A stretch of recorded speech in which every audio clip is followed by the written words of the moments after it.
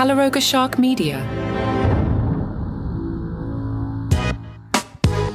Hello, I'm Johnny Mac with your daily comedy news. Kevin James was the Yankees game. He was blown away by something and he had to go on social media to tell you about it. He was impressed by the Yankees chicken tender bucket drink, formerly known as the Grub Tub. Daily Comedy News is told that it's a convenient way for fans to watch baseball without being too worried about their food and drinks. Now, if you're wondering what this thing is, it's a combo of crispy chicken fingers, salty fries, and a large drink. But each piece of the meal is stacked on top of each other. The drink comes in a souvenir cup. That's the base that supports the bowl of food on top. The straw pops out of the center, so you always have access to your drink while you're eating the chicken fingers. I'm not sure if this is still true, but at least a few years ago, the chicken and fries could be swapped out for a different option, such as nachos or chili fries, etc. This thing was costing $20 a few years ago. Who knows what it even costs now? The Yankees have wussed out. They used to call it the Grub Tub. Now it's called the Chicken Tender Bucket Drink. Lame. Kevin James said, I don't know if the Mets are doing this, but congratulations to the Yankees. Today you win. It is unclear why Kevin James was at Yankee Stadium, perhaps for the Subway Series, because he said, say what you want about my movies, my career, my weight, have fun. 3 things are undeniable: my faith, my family, and my loyalty to the Mets. John Lovitz tells people that even though he knew David Spade for decades, it wasn't until recently that they became close friends. Lovitz was at the 50th anniversary Saturday Night Live panel in celebration of the Groundlings Improv Theater on June 28th. There's a sentence.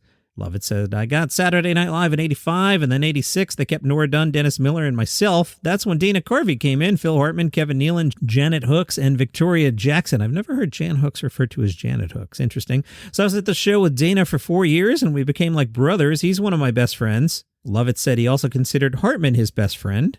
I went to David Spade saying, well, maybe we could become friends because we're both missing our other half, our best friends. Spade goes, yeah, because I think it was hard for me. It took a while, and then one day I played golf. We were playing golf, and I could just tell one day, I don't know what happened. I just knew in his mind that, okay. Lovitz shared some advice he got from Charles Grodin about performing on SNL. He goes, you can't be timid on the show because the characters, you got to really commit. And he added, Lorne Michaels says, when you're out there, take charge. That sets up a certain mentality. I knew what he meant because otherwise you're kind of waiting. You're looking for somebody to tell you, okay, take the lead. He goes, no, when you're on the show, you're in charge. Take charge of the sketch. Take charge of the character. You know what I mean? It's a certain mentality that's very helpful. Kathleen Madigan says, lately I've been talking a lot about aging parents. I said to my friend Robert, I don't think my parents had a plan for old age. And he goes, oh no, they had a plan. The plan is us, Kathleen.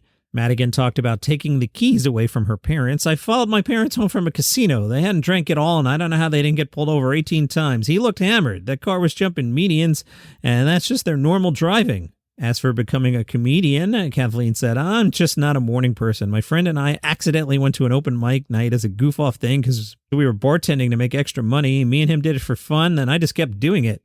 I never had a big thing like a sitcom like Ray Romano, Roseanne, or Brett Butler. Oh, remember Brett Butler? Wow, I haven't heard that name in a while. Sitcoms were all the rage for people that age, but by the time they got to me, they were kind of over giving a stand-up a sitcom. For people my age, that wasn't a thing. It was like a slow train, little train that could just going and going, and the only reason that you got there is because you don't have to worry about your rent.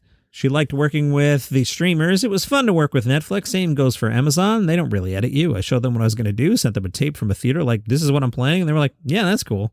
Send it to us when you're done and we'll post it. Back in the day, if you had HBO and Showtime, you had to get on the phone with lawyers. She talked about hosting a radio show for SiriusXM on Blue Collar Comedy. I know a lot about that. I was in the room. She's now doing her podcast, Madigan's Pubcast, and says, it's been a lot of fun. I thought it would be a chore that I would begrudge doing every week. I was going to stop after COVID, but I still wanted to do it. A lot of young people like podcasts. They didn't even know I was a comedian. They found me through the podcast, and then it's like, oh, wow, you do this other thing for a living? I'm like, yeah, yes, you're so young. I won't be offended that I've been doing this for 150 years.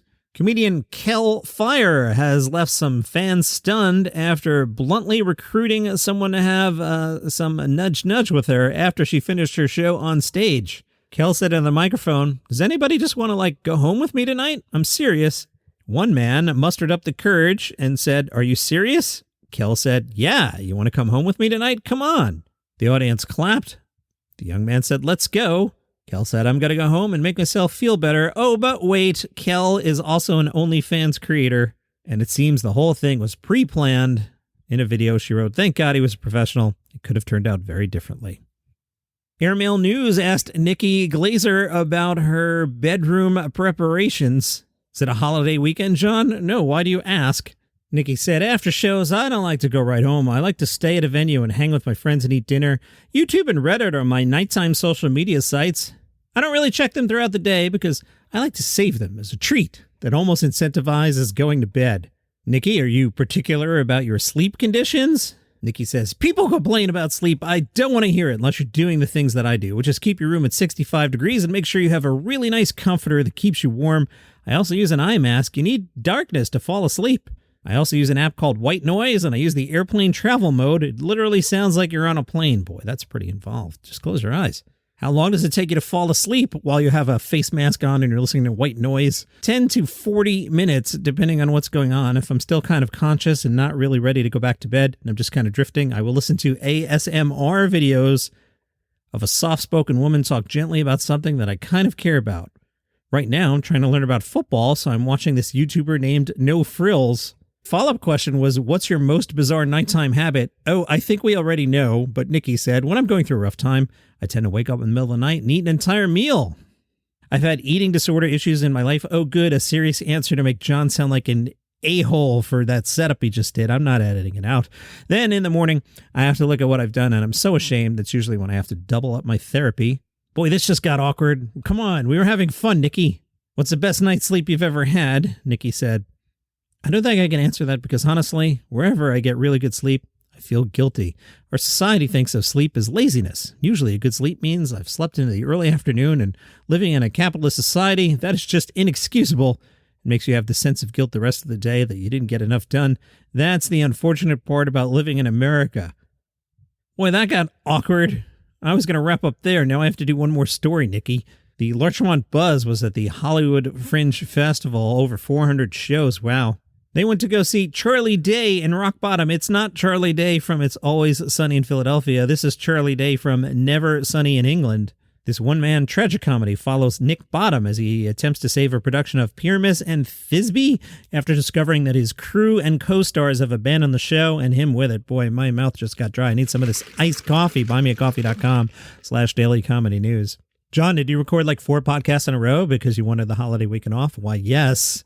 What starts as a laugh-out-loud showcase of clowning and Day's impressive comedy chops slowly devolves into a much more grounded and poetic meditation on Bottom's profound isolation and deep despondence. Well, that didn't help either. I'm trying to get out on a light note. All right, I'm pulling up this story from Monday. This was supposed to be the 3rd story on Monday's podcast, but we can't end on 2 straight downers. Triumph, the insult comic dog, was on the podcast The Daily Show's Ears Edition. Matt O'Brien was hosting, and they were joking about when Conan took over The Tonight Show in Los Angeles. Matt O'Brien said, I had moved to L.A. to get away from working with Triumph. Triumph said, so did Conan. He took his entire crew to the left coast because Triumph is a New Yorker. That paid off. I called Leno, and I said, F this guy.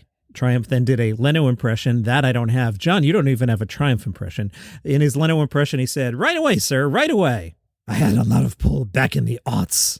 Boy, trying to do Triumph after you've recorded 4 podcasts and your throat is already shot, forget it. All right.